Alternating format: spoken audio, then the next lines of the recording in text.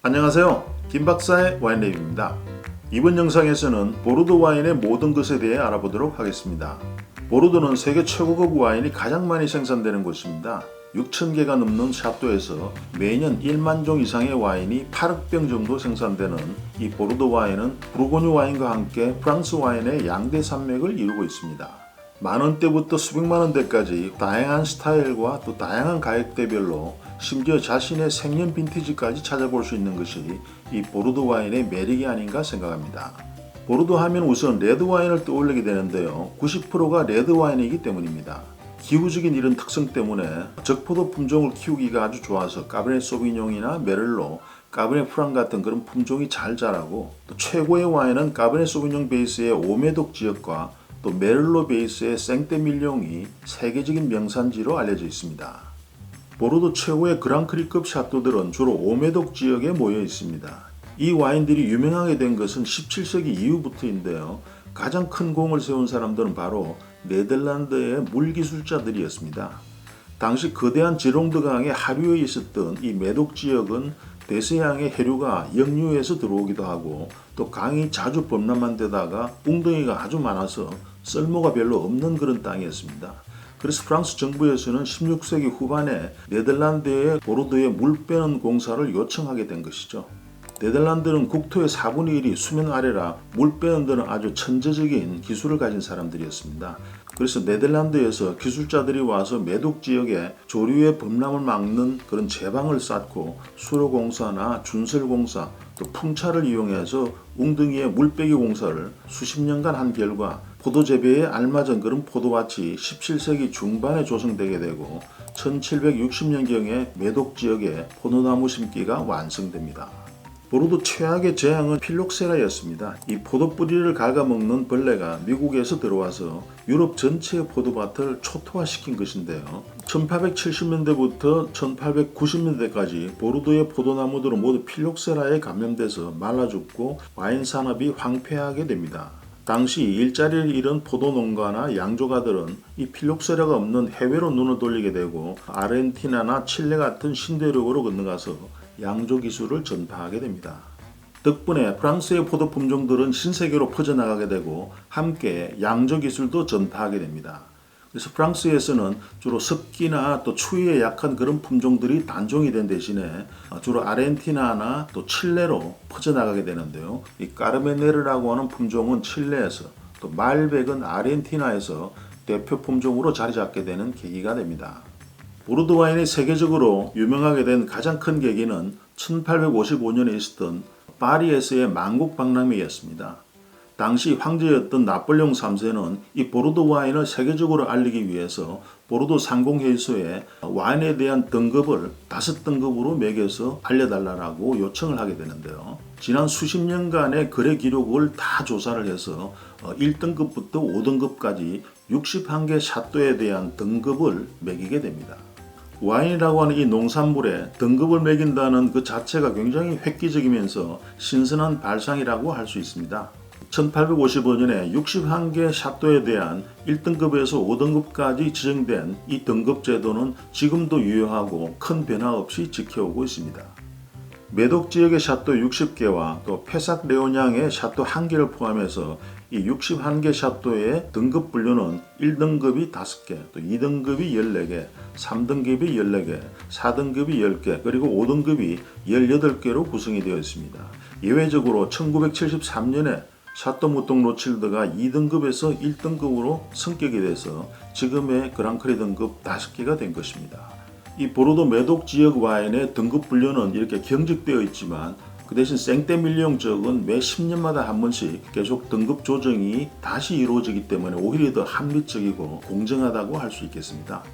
다음은 보르도의 주요 생산 지역을 알아보겠습니다. 먼저 생떼스테프 지역입니다. 보르도의 북쪽 지롱드 강의 하구 쪽이라 자갈보다는 점토가 좀 많은 곳입니다. 그만큼 좀 배수가 느리면서 토양이 무거운 편인데요. 그래서 와인은 타닌이나 산도가 좀 강한 편입니다. 시간이 좀 지나야 매력을 발휘할 수 있는 그런 와인들이 생떼스테프 와인입니다. 이 생떼스테프 지역의 유명한 와이너리로는 샤또 꼬스데스투르넬, 샤또 몽로즈, 샤또 깔롱세게이르, 샤또 꼬슬라보리, 샤또 라퐁로쉐 등이 유명합니다. 그 아래에 있는 뽀이악 지역은 보르도 최고의 와인 산지로 자갈이 많은 언덕이라 물 빠짐이 아주 좋습니다. 여기 와인들은 신선한 과일향과 밸런스가 좋고 탄탄함과 섬세함의 조화를 가진 아주 장기 숙성용의 그런 와인들이 나옵니다. 이 뽀이악 지역은 그랑크리 1등급이 3개나 있는데요. 샤또 라피트나 샤또 라뚜르, 또 무뚱 로칠드가 있습니다. 또 2등급 와인으로 샤또 피숑 바롱이나 롱구빌, 그 이외에도 린치바주나 뽕떼까네, 페데스콜로 같은 최고의 포도밭들이 몰려 있습니다. 다음은 생줄리앙 지역으로 뽀이악과 마고 지역의 중간 정도 되는 그런 와인이 나옵니다. 영할 때는 탄닌이 거친 편이지만 숙성할수록 부드러워지면서 순해지는 그런 특성을 가지고 있는데요. 보르도에서는 가장 일관된 품질의 와인이 나오는 곳입니다. 생줄리앙 지역은 그랑크리 1등급은 없지만 레오빌 바로똥이나 레오빌 라스카즈, 또 레오빌 푸아프레 같은 이 레오빌 삼형제가 아주 유명하고 남쪽의 베이슈빌 마을에는 머란데르 디크르나 또 디크리 부카유, 또 그리오라로즈나 라그랑주, 또 샤또 딸보 같은 명가들이 있습니다. 다음은 마고 지역인데요. 이 마고 와인은 매독에서도 가장 우아하면서도 세련되고 또 향이 풍부한 편입니다. 1등급인 샤또 마고를 비롯해서 2등급과 또 3등급 와인이 가장 많이 모여 있는데요. 특히 마고 지역의 그랑크리 샤토는 모두 21개로 총 61개의 그랑크리에 거의 3분의 1이 모여 있는 곳이라고 보면 됩니다. 샤또 마고나 샤또 팔머, 지스쿠르, 브랑강드냐, 샤또 디상 등이 아주 유명합니다. 다음은 그라브 지역인데요. 이 그라브는 보르도 시내에서 남쪽에 있습니다. 그라브는 자갈을 의미합니다. 그만큼 아주 자갈이 많은 곳인데요. 여기서 나오는 와인들은 생동감이 있는 과일향과 탄탄한 산미와 잘 익은 탄닌, 그리고 깊은 풍미를 자랑하고 있습니다. 가장 유명한 곳은 그라브의 북쪽 페삭레오냥 지역입니다. 그랑크리 1등급인 샤토 오브리옹이 있고 그 외에도 라미숑 오브리옹이나 파프 클레망 등이 있습니다. 이 그라브 지역에는 화이트 와인도 아주 유명한데요. 샤또 오브리옹이나 라미숑 오브리옹에서 나오는 이 화이트 와인이나 또 도멘드 슈발리에, 까르비니오가 만드는 화이트도 아주 좋습니다.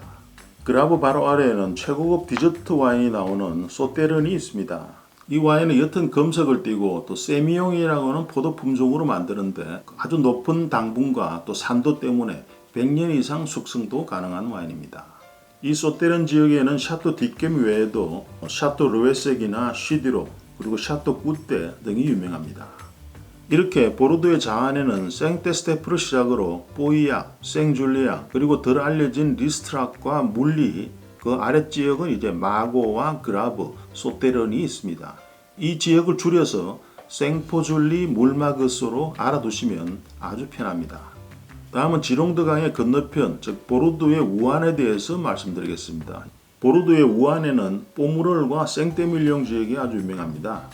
이 뽀무롤은 생떼밀룡의 왼쪽에 붙은 아주 작은 마을로 공식적인 등급 체계는 없지만 샤또 패트리스나 또 샤또 르뱅 같은 이런 전설의 와인들이 나오고 생산량이 아주 작기 때문에 가격은 매독의 무똥이나 마고보다도 몇 배 더 비싼 편입니다. 패트리스나 르뱅 말고도 샤또 르플레르, 또 샤또 레방질, 또 뷰 샤또 세르땅 등이 아주 유명합니다.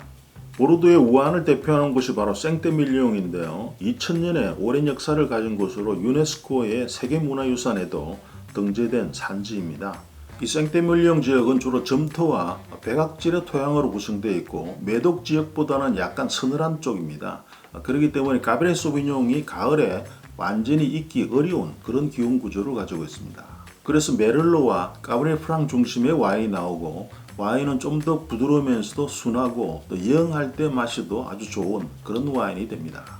유명한 와인으로는 샤또 슈발블랑이나 샤또 오존, 샤또 앙젤리스와 샤또 바비, 휘지악이나 까농, 또 발란드로 같은 유명한 샤또들이 포진하고 있습니다.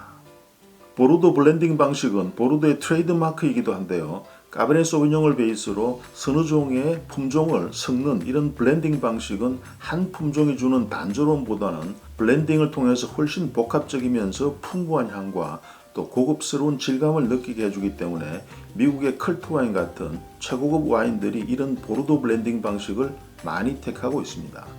이렇게 보르도에서 여러 품종을 블렌딩을 하는 이유는 각 품종마다 싹이 트는 시기나 꽃 피는 시기, 포도를 수확하는 시기가 각기 다르기 때문에 봄에 입을 수 있는 냉해나 여름의 비, 그리고 이제 수확하는 시기의 비를 피할 수 있는 그런 보험 같은 역할을 하는 것이죠. 한 가지만 심게 되게 되면은 큰 위험에 노출되지만 여러 품종을 섞음으로써 각 품종이 가지고 있는 그런 장점들을 최적화하고 리스크를 회피할 수 있는 그런 수단으로 이 보로도 블렌딩이 전통적으로 지켜져 오고 있습니다. 그래서 한 품종이 망치더라도 다른 품종으로 보상할 수 있는 그런 안전장치로 보로도 블렌딩이 활성화되어 온 것입니다. 보르도 레드와인의 풍미 특성은 블랙베리나 체리, 또 흑자두나 연필심, 그리고 고급스러운 오크 향의 조화를 보여주고 미디엄에서 풀바디 정도의 무게감과 탄탄한 산미가 돋보입니다. 보르도의 화이트 와인도 최상급의 품질로 알려져 있는데요. 주로 세미용과 소비뇽 블랑으로 만드는 드라이 화이트 와인과 또 세계적으로 알려진 소테르네, 디저트 와인, 샤또 디겜 등이 있습니다. 보르도에는 물과 관련된 지역 명칭이 아주 많습니다. 이 보르도라고 하는 이름 자체가 오보들로 물 가장자리라는 뜻이고, 또 메독은 라틴 어원으로 in medio aqua, 말하자면 in the middle of water, 물 가운데라는 그런 뜻을 가지고 있습니다. 이 보르도를 중심으로 하는 지방 이름 아키텐 역시 라틴어로 아쿠아타니아, 즉 물의 땅이라는 뜻입니다. 그만큼 물이 아주 풍부하고 대서양과 지롱등왕을 끼고 있는 이 지역의 특성을 아주 잘 말해주고 있습니다. 그리고 보르도 지역에 있는 앙트르 두메르라고 하는 큰 와인 생산 지역도 영어로 하면은 between two seas, 말하자면 두 개의 바다 사이라는 그런 뜻을 가지고 있습니다. 이곳에서는 주로 중간 정도 품질의 화이트와 레드 와인이 많이 나오고 있습니다. 오늘은 보르도 와인의 모든 것에 대해서 알아봤습니다. 지금까지 김박사의 와인앱이었습니다.